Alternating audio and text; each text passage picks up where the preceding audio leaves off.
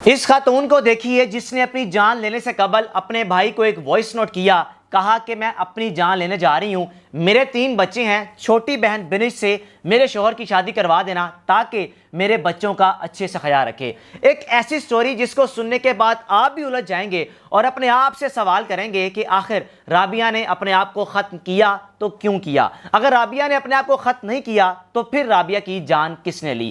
رابعہ کو شوہر عادل کے بقول ہمارے گھر کے معاملات اتنے خوبصورت طریقے سے چل رہے تھے کہ آج تک کسی بھی قسم کا کوئی مسئلہ مسائل نہیں ہوا۔ اب یہ سٹوری شروع کیسے ہوئی؟ آفتاب جو کہ رابعہ کا بھائی تھا، اس کو ایک وائس میسج کیا رابعہ کا کہ میں اپنی جان لے رہی ہوں اور میری بہن بنش کی جو 1 ہفتے بعد شادی ہے، بجائے وہاں پہ شادی کرنے کے میرے شوہر عادل کے ساتھ کروا دینا۔ آفتاب نے فوراً عادل کو کال کی کہ بھائی جان آج سے قبل کبھی بھی اپنی بہن کے منہ سے میں نے یہ الفاظ نہیں سنے کہ میں اپنی جان لینے جا رہی ہوں یا چھوٹی بہن کی میں آپ سے شادی کروا دوں۔ ایسا کیا ہوا؟ آپ کے گھر کے معاملات تو بڑے اچھے طریقے سے چل رہے تھے۔ عادل نے جب یہ بات سنی تو آفتاب کو کہا کہ میں خود حیران ہوں کہ ایسا کیا ہوا، گھر کے معاملات تو بالکل ٹھیک چل رہے تھے، حیران کن چیز یہ ہے کہ رابعہ نے اگر اپنی جان لے لی ہے تو کیوں لی؟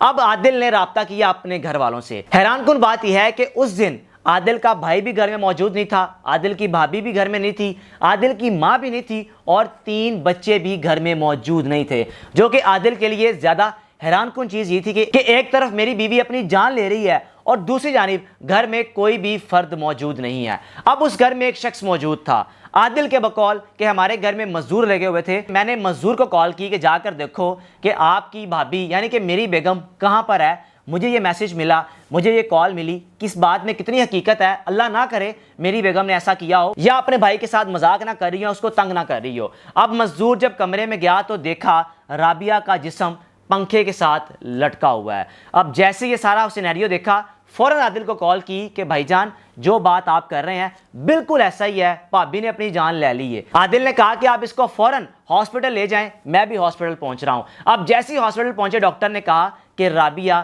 کچھ گھنٹے قبل ایکسپائر ہو چکی ہے۔ اب اس سٹوری میں زیادہ حیران کن بات یہ ہے کہ 1 ہفتے بعد جو کہ بنش کی شادی تھی وہ شادی بھی ٹھیک طریقے سے سب کچھ ہوا۔ اور اگر فرض کریں کہ اگر بنش کا اپنے بہنوئی کے ساتھ تعلق تھا تو بنش کی شادی بالکل بھی نہ ہوتی، جو کہ 17 مئی کو ٹھیک اس دن ہو چکی تھی جس دن تاریخ رکھی گئی تھی۔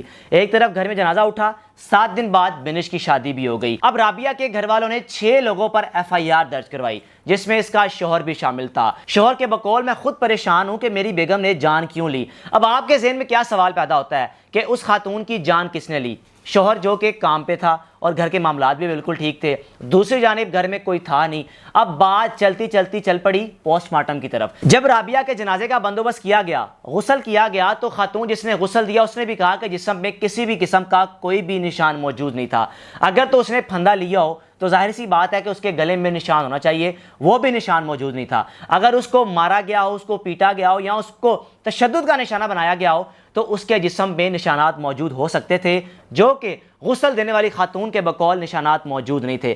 اب بات آ جاتی ہے کہ اگر اس خاتون کو زہر دیا گیا تو زہر کس نے دیا؟ ایک طرف اس کی بہن کی شادی بنش کی، اور بہن کہہ رہی ہے کہ بنش کی شادی میرے شوہر کے ساتھ کروا دی جائے، وہاں نہ کروائی جائے جہاں پر رشتہ طے پا چکا تھا۔ یہ بڑی عجیب سی کہانی ہے اور الجھنوں میں ڈالنے والی، یہ بڑی عجیب سی کہانی ہے جو آپ کو بھی الجھن میں ڈال دے گی کہ آخر اس کہانی میں ہوا کیا اور رابعہ اپنی جان لینے پر کیوں مجبور ہوئی۔